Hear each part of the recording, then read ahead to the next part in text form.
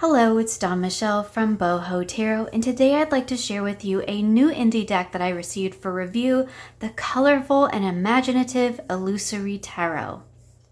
The Illusori Tarot is a beautifully illustrated deck drawn with ballpoint pen, colored pencils, and calligraphy pen. It offers a world of unique symbols that dive deep beneath the layers of traditional tarot. So let's go ahead and take a flip through the deck. I have left it in the order in which it came, so I don't believe it's actually in order. I really love the colors in this deck. So here we have the Chariot, and I love this motion that we see here. We definitely get this idea of being in control of our own will, which I think is wonderful. I love this spiral on her face. So here we have Two of Cups, which says love at the top. Again, lots of wonderful use of color, lots of wonderful use of movement in this deck. So here we have the Three of Cups with celebration. We do have the keywords at the top of the minors. I love this idea of all these hands, like all the hands coming together and making this little sign of togetherness, little heart there. I think that's really wonderful. And again, just the use of color. I could repeat that probably in all of these. So here we have the Four of Cups with tuning in. One of the things that I think you could use this deck for, besides just tarot readings, is I think you actually could use it as an oracle because of the keywords that we have on it. Look at his face. I love that there's lots of rainbows in this deck. I think that's really interesting. And here we have the Five of Cups with disappointment. Really interesting depiction for these cards. I'm going to try not to take too long or we'll be here forever. Six of Cups with dream. That is a very dreamy looking card. There's a lot of detail in this artwork that I think you could spend a lot of time diving deep into, which I really appreciate. Here we have the Seven of Cups with projections. You can see the little things being magnified in the circles, which is really interesting. The Eight of Cups for letting go. I think his little heart is being taken out. There's another little heart that's maybe coming in. That's really interesting. I really like that. The Nine of Cups for happiness. It's a very joyful looking card. We have the Ten of Cups with harmony. Look how beautiful. Gorgeous mandala here in the middle. I love that. The Ace of Cups with gift. Definitely definitely a lot of geometry in this deck as well. The King of Cups with healing. Interesting. Page of Cups, understanding. Queen of Cups, receptivity. I really actually kind of like the keywords. I think they fit the cards really, really well. Get all that she's like drawing in and she's receiving it all. And it looks like you could also see that in reverse as she's giving to you so that you can receive. I think that's wonderful. Here we have the Hermit with search. Really interesting, right? That inner search. I love that. He looks like he's in a cave.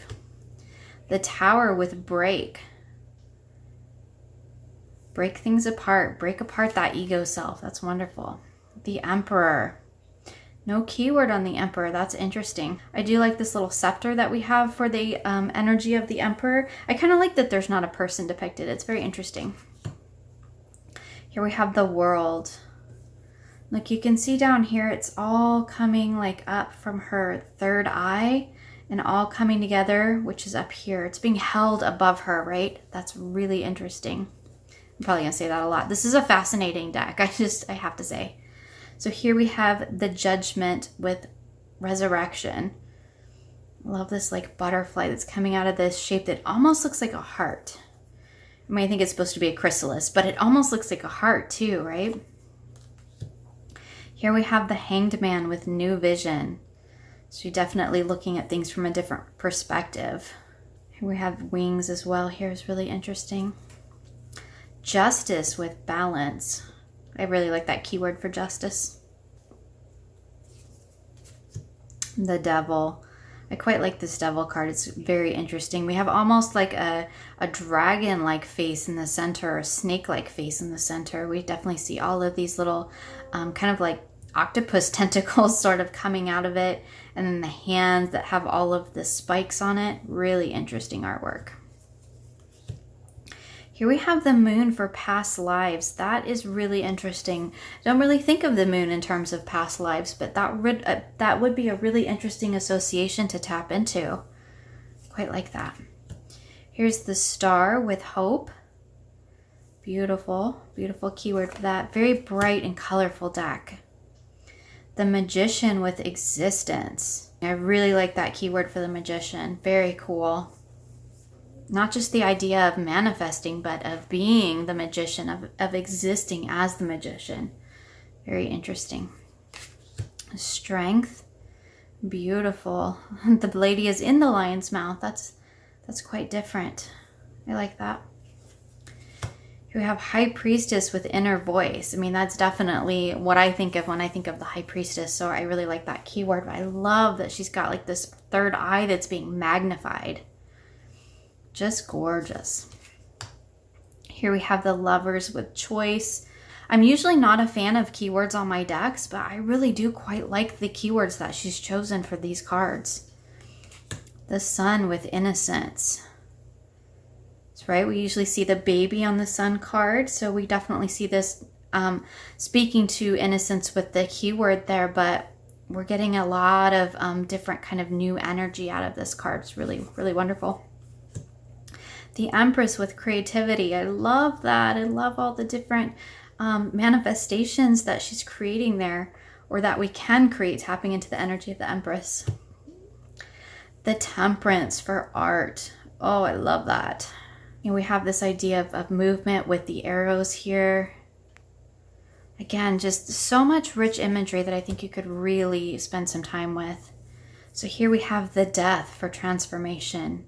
Interesting how it's the death instead of just death. I think that's really interesting because when we think of death, we could think of death as like the Grim Reaper, right? Like the archetype of death. But this is more speaking to the act of dying. It's the death, the transformative act of moving from one way of being to another.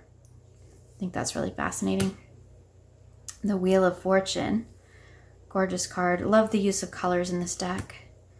The Hierophant. Beautiful with the wings coming together and the hands in prayer. Love that. Here we have the Fool. All the different faces. I really like that with the question mark in the middle. Which face, which mask are you going to embody today? I love that.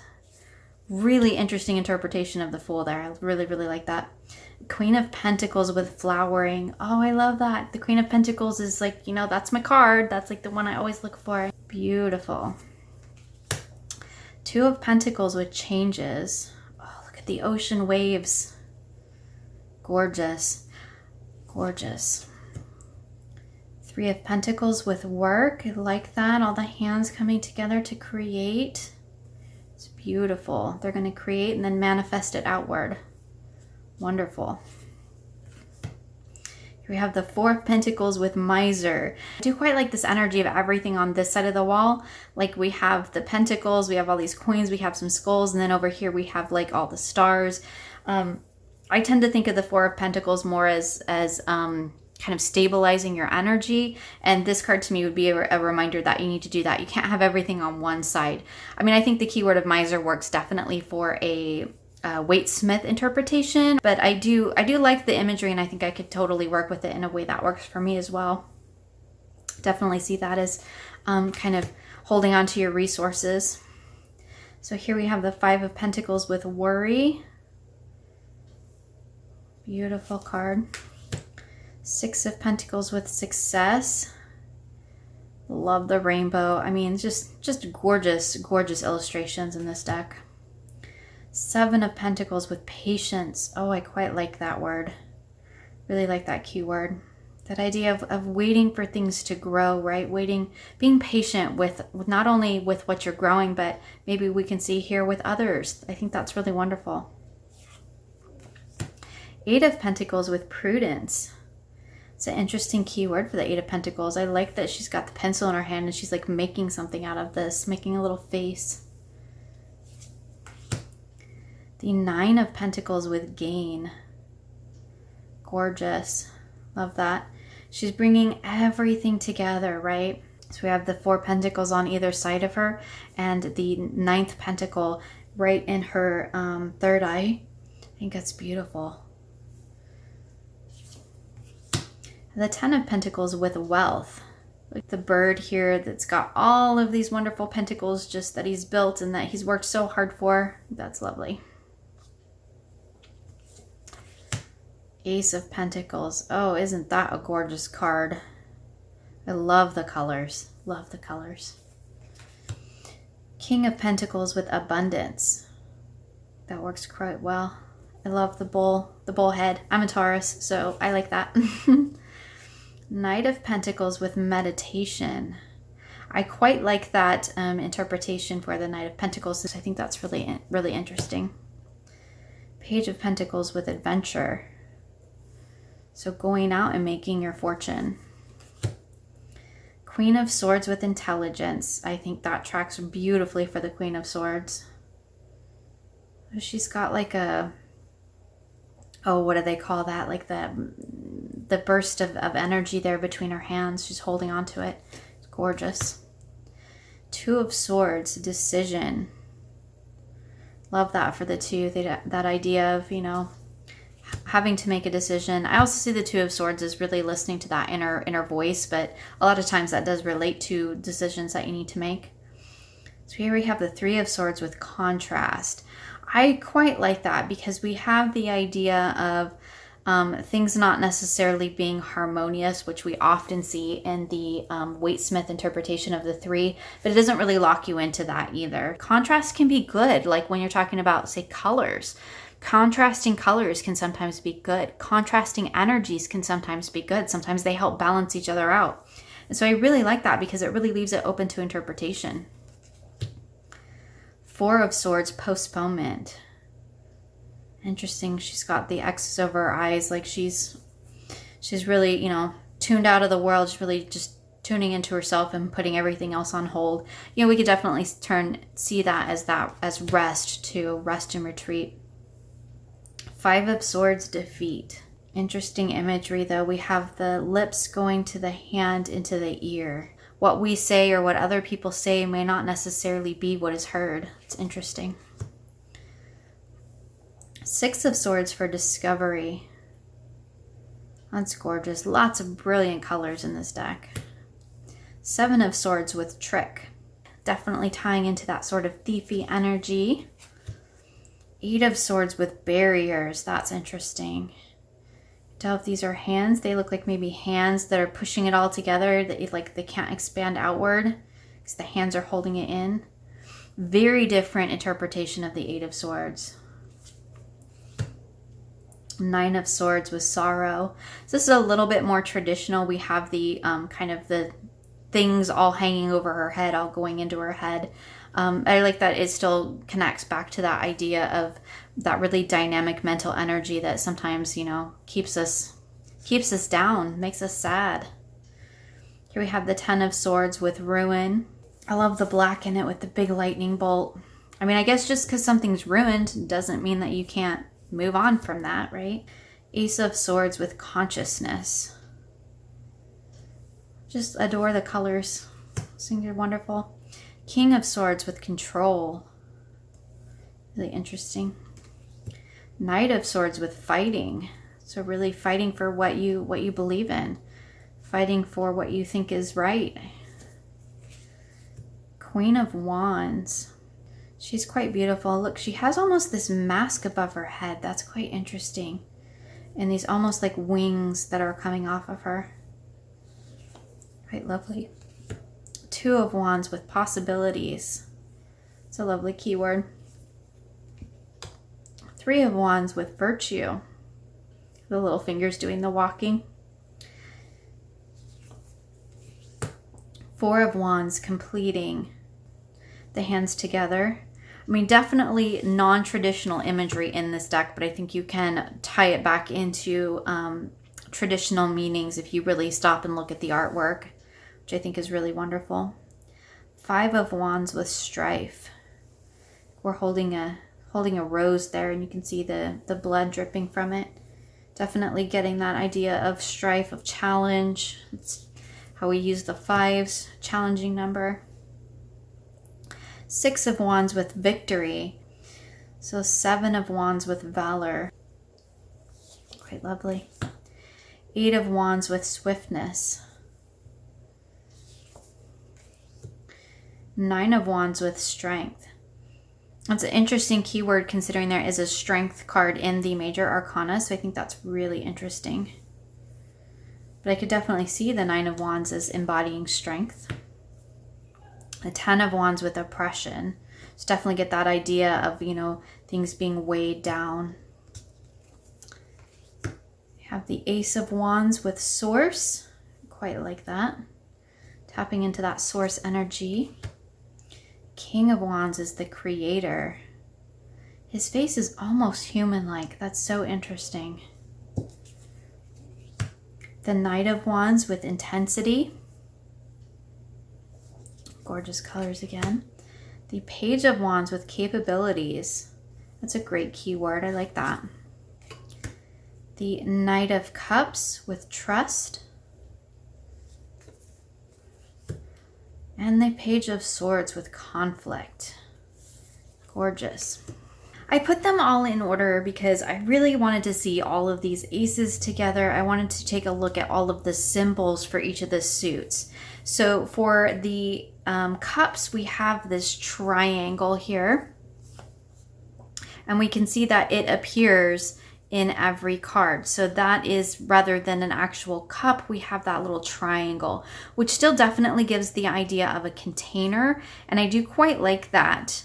I thought that was really interesting to use the triangle rather than the cup that we tend to see. And in fact, the only suit symbol that is traditional is the pentacle. And I think this Ace of Pentacles might be my favorite card in this deck so far. Although I really love the 2s. I love the suit of Pentacles. That's my favorite suit anyway. And I think this one is absolutely beautiful. But you can see that in this one, the pentacle is really more of a traditional emblem for the suit. And in the swords, we have this little, almost looks like a, what do they call that? A planchette that, you know, you use with the Ouija board to like direct things. I don't know if that was the intention, but I think that's fabulous if it was. Because the whole idea of that is to like direct you to the message. And that for the suit of swords, I think is really wonderful. But you can see it shows up in all of them.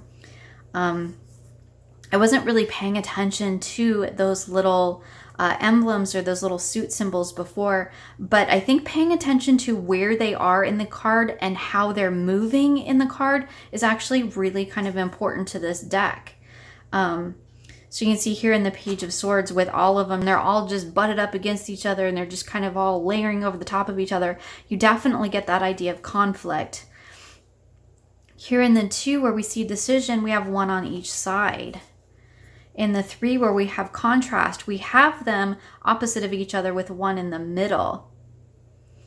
So I think it's really interesting to actually pay attention to where these little suit symbols actually appear in the cards. I don't know if that was like intentional or if that's just something that I picked up on.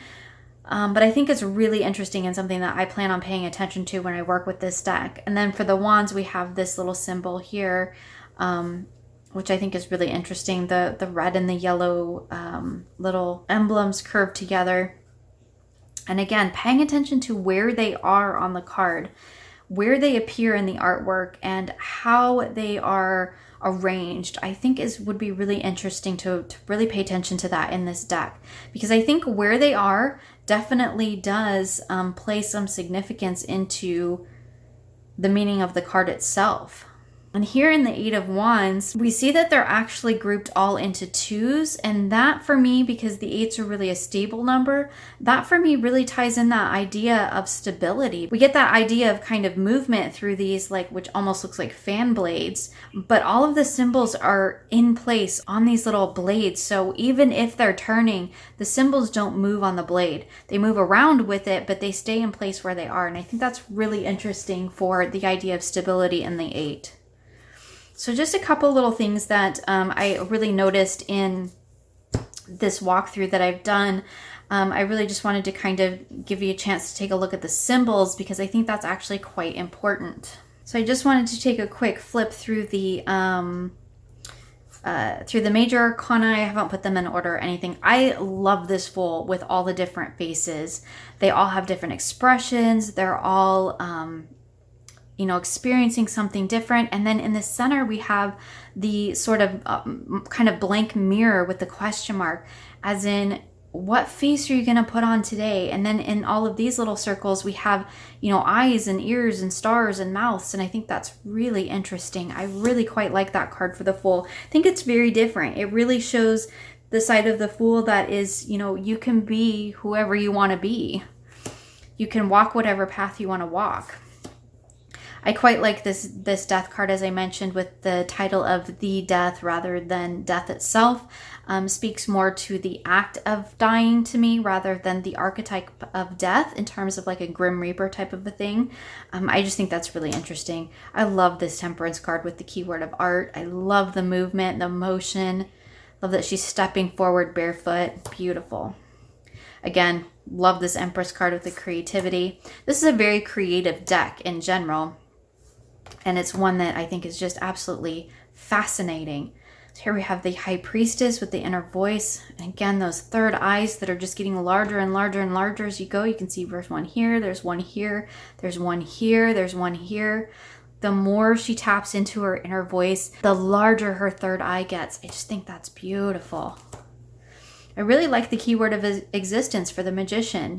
It's not just about going out and manifesting. It's about embodying. It's about existing as the Magician. I think that's really interesting, or at least that's how I perceive it, because this of course is just my own interpretations. I really kind of like this idea of past lives for the Moon. I think that's something that I want to explore and work with more. It's not an association I've really ever made before, but it's definitely one that I think I want to dive into a little bit. Devil card. Just taking a quick peek to see if there was anything else that I really wanted to speak of.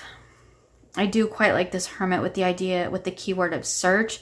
This idea of really going within, right? That's where you're going to find your answers, is within.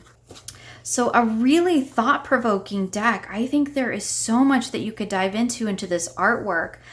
So much more than I could really cover in just this one little video. So let's go ahead and give it a little shuffle here.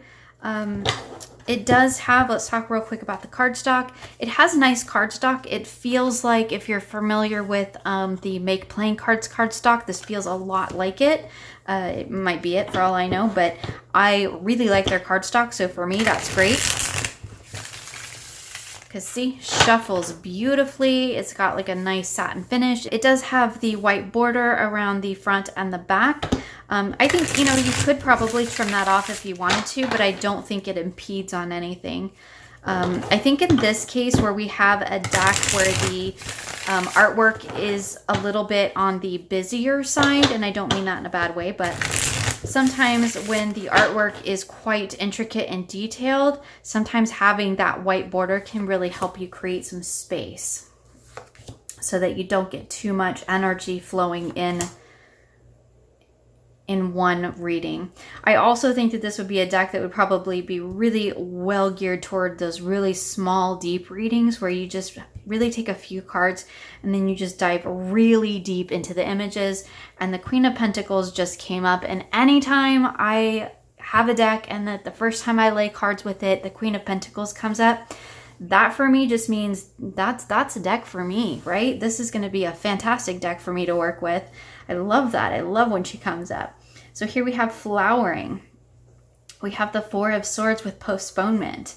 So what are we postponing here? What are we needing to put on hold? And postponement is not always a bad thing. Sometimes you need to put things on hold to give things time to cultivate, to give things time to grow.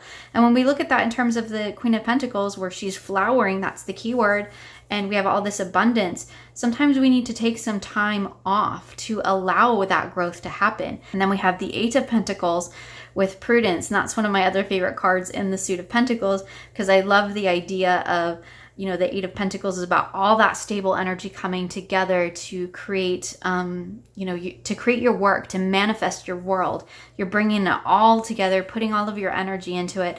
But this with the keyword of prudence is reminding us, you know, let's keep it in check, right? We need to remember that we have to tap into this Four of Swords energy too. Like we can't just rush headlong into everything all the time. This for me is a wonderful reading because I tend to do that. That tends to be me. I'm just like gung-ho on this is what I'm going to do. And, you know, if you've watched any of my channels, you probably know that's a thing that happens with me. I try to just, I get a new idea and I'm just like, let's go for it. Let's really, jump right into this next project. And I don't necessarily always give things the time that it needs to grow. So I think that's really wonderful. And again, I'm always thrilled when I see my Queen of Pentacles show up in the first time I lay cards with the deck. So that's really fantastic. Let's just lay a couple more cards just so that we can kind of see how they all look together. I think the coloring is gorgeous. I think the artwork is really fascinating. And I think it's a deck that's going to work really beautifully for very deep readings. I'm kind of anticipating this to be a deck of diving deep. Even though it is like very colorful and almost has like a, I don't want to say a circus vibe because I'm not a huge fan of the circus. Maybe like a Circus Soleil. Like that kind of circus energy. Like it's, I don't know, I'm rambling now, but I feel like it has that kind of energy to it, but I feel like it's really going to be one that you really dive deep into your intuition to unlock the messages. And I feel like this is going to be a deck that would work really well for that. So I'm actually quite excited to get to know this deck better, to explore it, and to unlock those hidden messages that I feel like are lingering just beneath the surface of these gorgeous illustrations. I hope you enjoyed this look at the vividly illustrated and deeply symbolic Illusori Tarot. You'll find links along with the discount code in the description box below. Thank you for joining me today. I hope you enjoyed this video and will join me again soon for more creative tarot for an inspired life.